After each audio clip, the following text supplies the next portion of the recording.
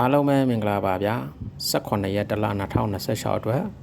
အကောင်းဆုံးထည့်ထိုးရမယ်အကွက်တွေကိုတင်ပြပေးလိုက်ပါတယ်ဗျာ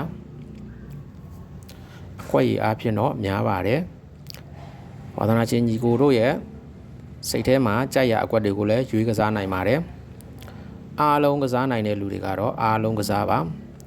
တဲ့အနေထားနဲ့ဝင်အောင်လို့တော့ကျွန်တော်အထိုင်အသေးရှာချပြီးတော့ရေးပေးထားတာဖြစ်ပါတယ်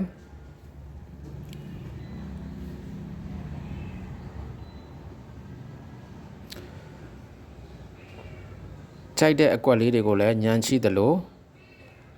အထိုင်လေးတွေချွေပြီးတော့လည်းကစားနိုင်ပါတယ်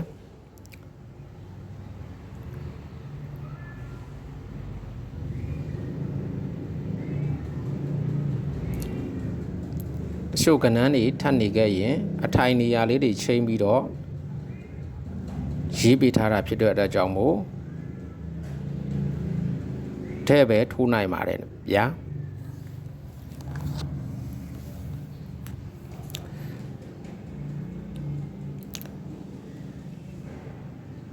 ဒုတိယအရွက်ကတော့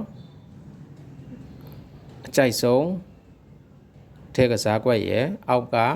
အရန်ကစားကွက်တွေဖြစ်ပါတယ်ဗျာအရန်ကစားကွက်တွေကတော့နည်းနည်းပါးပါးလေးပဲကစားပါဗျာ